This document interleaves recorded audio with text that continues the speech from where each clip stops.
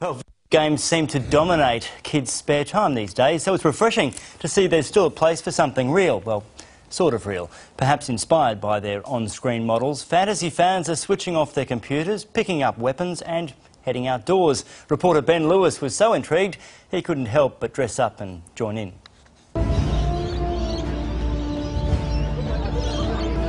In a quiet Melbourne park, something brutal is brewing. Medieval handicraft, preparations for war. It's blood sport rather than, well, regular sport, and it gets its share of curious onlookers. Newbies get a quick rundown of the rules. Do not hit anyone in the head. Do not hit anyone in the groin.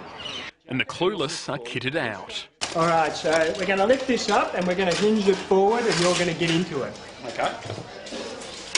It's a little bit claustrophobic, I'll give you the tip. We'll just... Once night falls, the battle begins.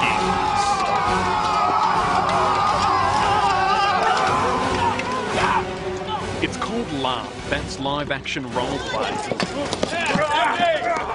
The Melbourne Swordcraft group began with a handful of members in April. We managed to buy some of these rubber swords when we were from overseas, and we had a bit of a whack with them, and we thought, hey, this would be really fun to do with a big group of people. Now hundreds take part. You don't get as many weird looks as you think you would. There are rules as to how and when you die. If you've been hit like 3 times, usually you'll have a pretty dramatic death. Cue this guy. Die for that guy! Die! Hit that guy! The crimson run shall run with your blood! Like any battlefield, there are injuries. Here, women have always served on the front line, and if they can, so can I. It was time to be embedded with my brethren.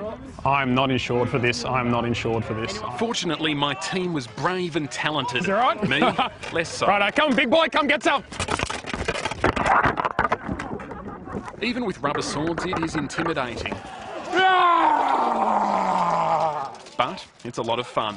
You don't need anything, you don't need any armour or weapons or anything like that. Come down, great group of people, good atmosphere, and you'll just have a ball. Yeah, you do that. You take over there, that's good. After a promising start, it wasn't a good day for the team, falling like flies. Yes, sir!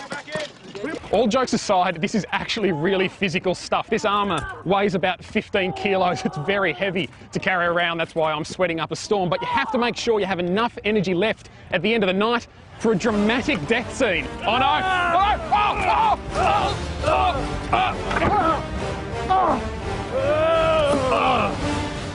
At the end of the battle, there's no ill will, just a few sore egos. And to add insult to injury, my cameraman claimed one final victim. It was a good death, a bruised Ben Lewis there.